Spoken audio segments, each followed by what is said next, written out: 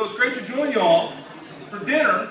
And those that know me well, like my partner Chris Hagenow, know that I like to eat. So it's great to be in Polk County. Before I start, this is a great honor for me to be joined by probably the three most important people in my life.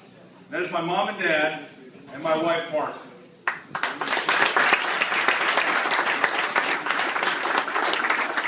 And so the first part of my speech, you guys probably know this, so just kind of go along. Some of these folks haven't heard it yet.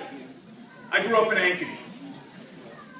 And when I was 17 years old and a senior in high school, I went to my first Republican caucus to support George Herbert Walker Bush in 1988.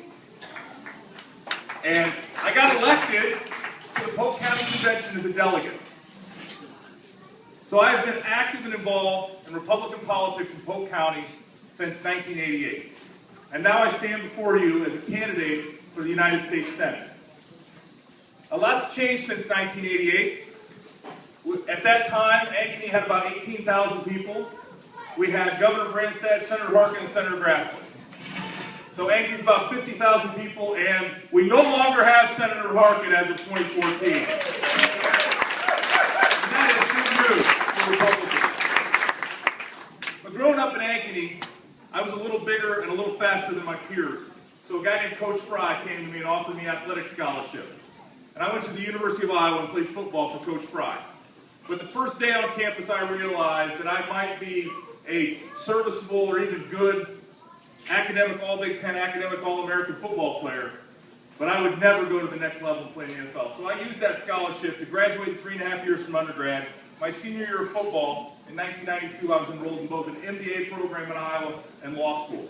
And I used that athletic scholarship and a little help from Marcy after we got married to finish up those degrees, and then we went out in the real world. And we built a family. We have 3 kids, Lincoln, Calvin, and Allison. And we built a life on entrepreneurship. We own several small businesses.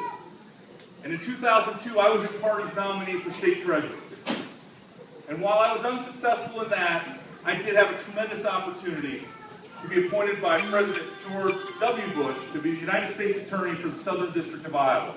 For 5.5 years, from 2004 to 2009, I prosecuted bad criminals and put them in jail. And we did important initiatives, like cracking down on internet child predators and making sure that we enforced our gun laws. Ladies and gentlemen, we have plenty of gun laws. We don't need more gun laws. We need the gun laws on the books enforced. And I did that.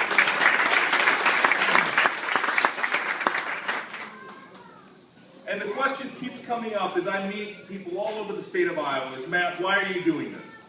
And the simple answer is it's for Calvin, Allison, and Lincoln.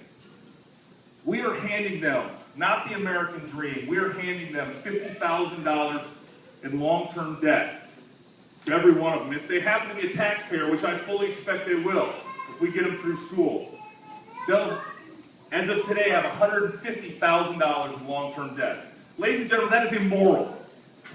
We cannot leverage the future generations for our benefit. We have to balance the budget, and that's why I support a balanced budget amendment, and I know you do too. I also know that Obamacare is bad. And as a small business owner, I found out from my insurance broker that as of January 1st, I will be paying $20 per employee on my health insurance plan. It adds up to almost $500 a month. That's Obamacare. So we need to repeal it. And if we can't repeal it, we need to defund it. And that's why I've taken a pledge to defund it. I will vote now, as soon as the Senate's back, on this continuing resolution to defund Obamacare. But ladies and gentlemen, as a small business owner and someone that has over 60 employees at my various businesses, we have to do something about Obamacare. We have a lot of people saying a lot of things, and every day I get a notice from someone or something about another bad aspect of Obamacare. So we need leaders in Washington, D.C.